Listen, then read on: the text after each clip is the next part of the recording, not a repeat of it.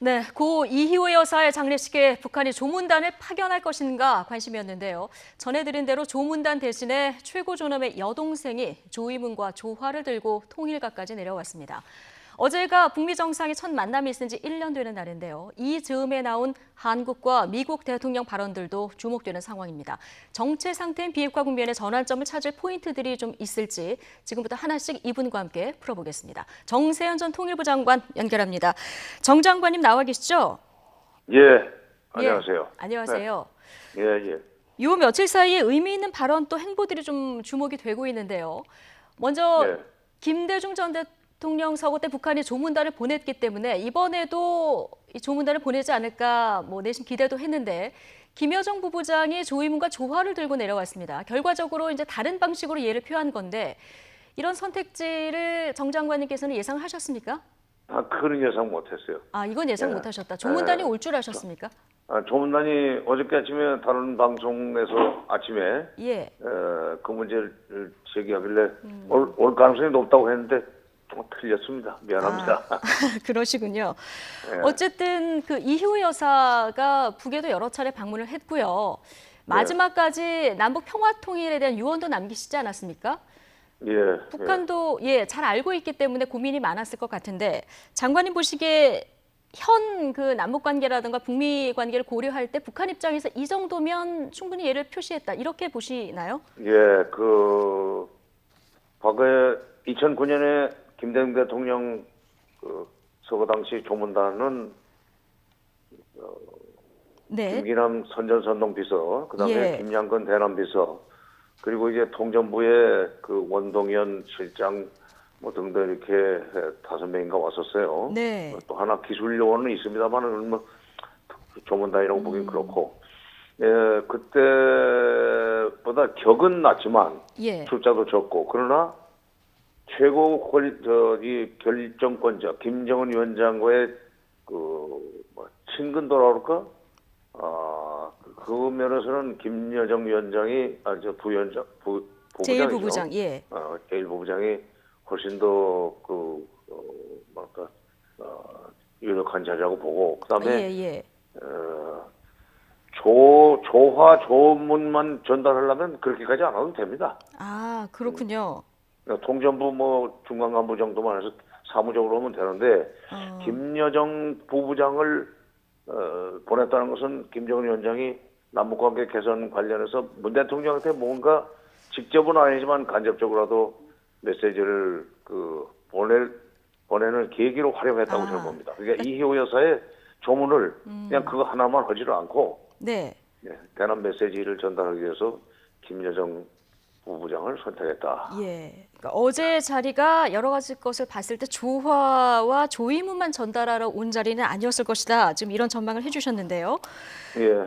판문점까지 내려왔는데 더 내려오진 않았습니다. 지금 문재인 대통령이 그 유럽 순방 중이라서 국내에 안 계신데 혹시 이것과도 좀 관련이 있을까요?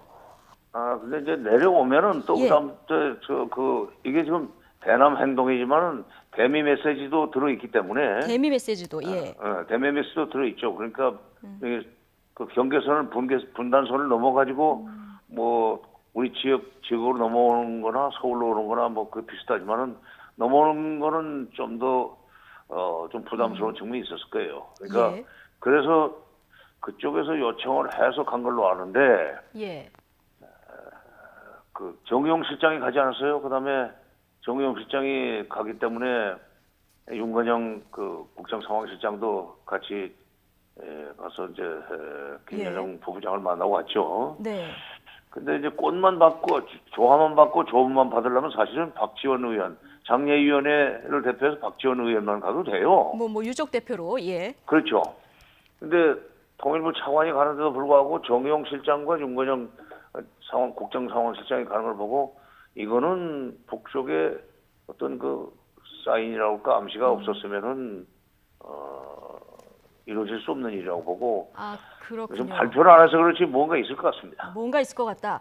정의용 안보실장까지 간 것을 보면 뭔가 있을 것 같다. 지금 이 얘기를 해주셨는데 어쨌든 하노이 회담이 결렬된 이후에 처음 이 남북 회담을 준비했던 실무진들이 한 자리에 모인 귀한 자리가 됐는데 지금 정세현 통일부 장관께서는 뭔가 더 있을 것이다 이런 전망을 계속 해주고 계신데요. 어제 이 만남의 화면만 공개되고 대화 내용까지 공개가 안 됐거든요. 이 자리에서 그러면 어떤 이야기까지 나왔을까요? 예, 그러니까 대화 내용이 엄중하니까 화면만 내놓죠. 아, 그렇군요. 뭔가 있으니까.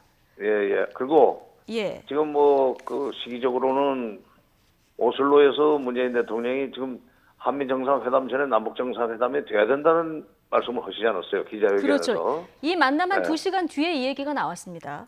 예, 그러니까 예. 그 4월 15일 날 사실 우리 문 대통령이 남북 정상회담을 제안했는데 북쪽에서 아직 답이 없었거든요. 예.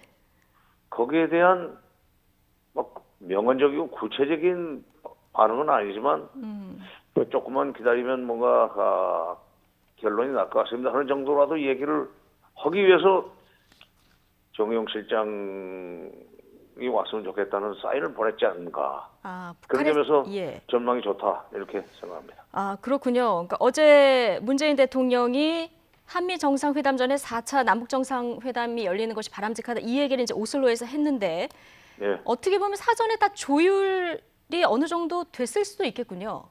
그렇죠. 그러니까 트럼프 대통령한테 친서를 보내는 것도 지금 우리 쪽에 사전에 좀 귀띔을 했다는 거 아니에요? 내용도 예. 뭐 대충 얘기를 해주고 그 정도 그렇게 남북 간에도 물밑 접촉이 최근에 있었다는 얘기죠.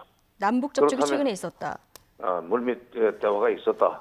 예. 그러니까 트럼프 대통령한테 친서를 보낼 것이다. 6.11을 계기로. 그리고 대충 이런 얘기가 나올 거다 하는 얘기를 이런 내용이 좀 거기에 포함될 거다 하는 얘기를 귀띔해 줬다니까 그 정도 됐으면은 김여정 본부장이 어저께 정의용 실장한테 상당히 의미 있는 얘기를 하고 돌아갔을 거고 했을 대통령이 것이다. 돌아오셔가지고 보고 또 드리기 전에 언론에 공개할 수는 없죠. 조금만 기다려 봅시다. 예, 정 장관님. 네. 6월 말에 트럼프 대통령이 방한하잖아요. 오늘이 네. 6월 13일입니다. 시간이 얼마 뭐 많지는 않은데 이 전에 남북 정상회담이 이루어질 가능성 현실적으로 어떻게 보십니까? 지금 4월 15일 날 문 대통령이 김정은 위원장 만나자고 한 것은 예. 4월 11일 날 트럼프 대통령이 김정은 위원장을 만나가지고 진이라고 그럴까? 어떤 생각을 하고 있는지 좀 알아서 나한테 얘기해달라고 요청하지 않았어요. 예. 4월 11일 날. 네. 근데 그 얘기는 2월 28일 날 하노이 회담이 노델로 끝나고 돌아가는 비행기 안에서도 그 얘기를 또 했었습니다. 그렇죠. 예. 다시 말해서 김정은 위원장을 만나서 문 대통령이 트럼프 대통령과 협상을 진지하게 할 수 있는 준비가 돼 있는지를 좀 사전 체크해달라는 부탁이었잖아요. 예. 그래서 문 대통령으로서는 그 체크하는 것이 중요하기 때문에 그 정도면은 우선 시간적으로 뭐 그 정도 체크하는 건 원포인트 판문점 회담으로도 충분합니다. 그다음에 예. 본격적인 남북관계 개선을 위해서는 북미 정상 회담 후에 다시 회담 또 해야 될 거예요. 아, 그렇겠죠. 어쨌든 그러니까 예. 선 남북 그다음에 이어서 한미 그리고 북미 그리고 북미. 그다음에 예. 남북 다시 남북. 예. 예.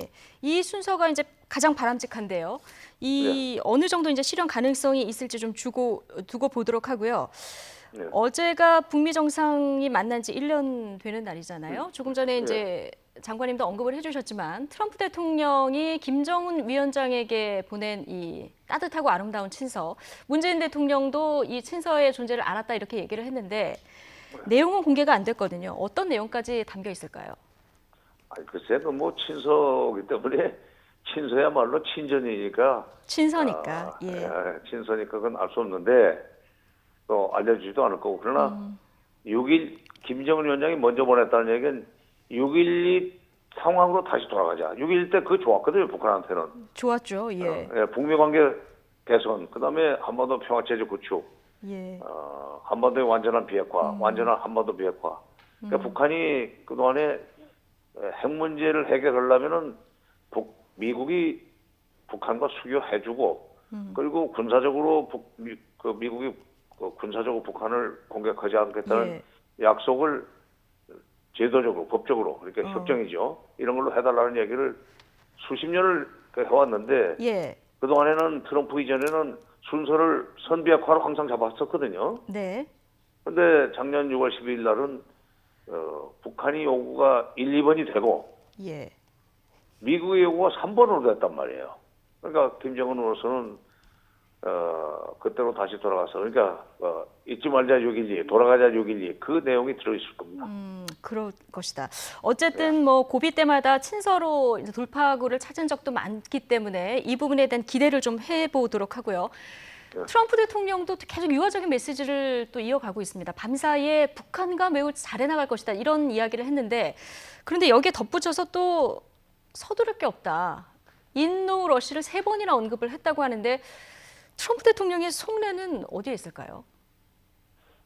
그 지금 4월 12일 날 김정은 위원장이 연말까지는 기다리겠다. 연말까지 기다리겠다 이 얘기했었죠. 그때까지 미국이 하노이에서와 같은 셈법을 버리고 새로운 셈법으로 만날 준비가 되어 있다는 것이 확인되면 정상회담을 한 번쯤은 더 해보겠다고 그랬단 말이에요. 예, 그렇죠. 셈법을 바꾸라고 요구를 했었죠. 그렇죠. 셈법을 바꾸라고 그랬는데 지금 당장 셈법 바꿀 수 있는 정치적 상황이 아니라는 뜻입니다. 예. 트럼프는 그러니까 연말까지 좀 시간이 있다고 버티면서 북한이 한 걸음 더 나오기를 바라는 그런 그 의도된 발언이라고 저는 생각합니다. 그렇군요. 자, 장관님 시간이 다 돼서 한 가지만 더 질문 드리겠습니다. 지금 문재인 대통령 유럽 순방 중인데 야당에서는 이제 경제 위기 상황에 한가하게 유럽 순방이나 이런 비판을 좀 많이 하고 있습니다. 근데 지금 6.12 즈음을 생각해 보니까 순방을 한 거잖아요. 혹시 여러 가지 일련의 이런 것들이 좀 큰 그림이 있었을까 이런 생각도 드는데 이 부분은 어떻게 보십니까? 글쎄요, 그 정상 그 순방 외교라고 하는 것은 뭐 일종의 연초부터 연중 계획 중에 하나로 세웠을 것 텐데 시기적으로 6.12에 딱 맞춰가지고 갔을 수도 있죠. 왜냐하면 그 오슬로라는 데는 뭐 노벨상 주는 데이기도 하지만은 국내에서 얘기하는 것보다는 외국에 나가서 얘기하는 게 훨씬 더 주목을 끌거든요. 언론 국제적인 주목을 끌 수 있으니까. 그렇죠. 그래서 6.12를 계기로 해서 뭔가 북한과 미국에 동시에 좀 중요한 메시지를 보내려고 갔는데 그런 야당에서는 그야말로 그런 걸 계산을 못하고 뭐 경제 핑계대고 헐뜯는 모양인데 진짜 대붕의 뜻을 모르는 연작의 태도입니다. 그것은. 그렇군요. 예, 알겠습니다. 어쨌든 지금 친서도 오가고 여러 움직임도 포착이 돼서 장관님 말씀하신 대로 선남북, 한미, 북미 그리고 남북 다시 남북까지 이렇게 잘 흐름대로 좀 이어지기를 저희가 기대를 좀 해보겠습니다. 예, 그렇게 되기를 바랍니다. 저도. 예, 정세현 전 통일부 장관과 함께했습니다. 고맙습니다. 예.